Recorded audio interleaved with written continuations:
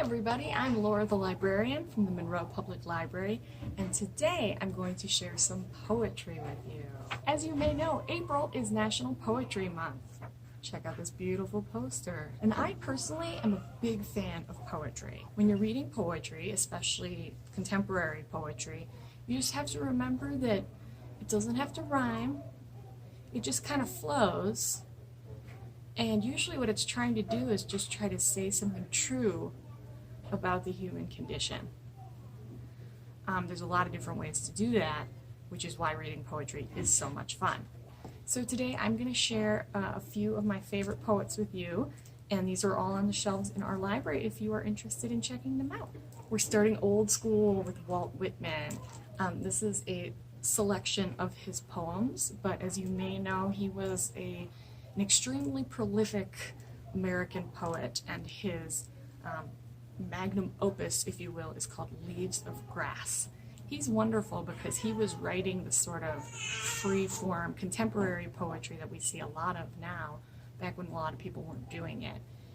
He writes so eloquently about America and how being part of a nation can be super exciting for you, and how nature can touch you in ways that you can hardly imagine until you experience it.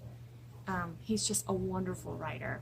One of my favorite poets who's currently writing is Phillips, and he writes a lot about love and how we relate to each other emotionally, and he often uses our relationships with animals and animal imagery to make those connections. Gwendolyn Brooks is a great poet to start with if you think you don't like poetry, because all of her poems are just written in really natural language, like you might hear someone saying on the street, and her work is very wonderful because it depicts this just really slice of life Black American experience.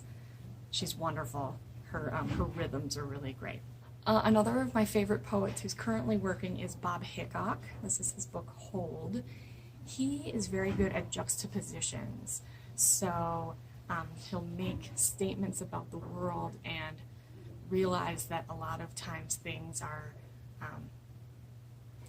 they seem at odds with each other, and he wants to figure out how we can harmonize all of those things. We'll go back in time once more to Edna St. Vincent Millay, who is one of my favorite poets. She was writing in the 1910s and 20s, and she worked within some familiar forms of poetry, so a lot of her work will still rhyme. She's known for sonnets, which are quite wonderful. She just has this really straightforward and dry way of looking at the world that is really refreshing to read in poems. This is Citizen by Claudia Rankine, which came out in 2014, and it's very much inspired by gun violence against young Black men. This is not just a book of poetry. I would call it a work of mixed media art. There is photography, digitally manipulated photography, short stories, poems, things that read a little bit more like a radio broadcast. It's a wonderful book to read if you're interested in how we can express current events through art. And then finally, another of my favorite current poets, Tracy K. This is her book Life on Mars.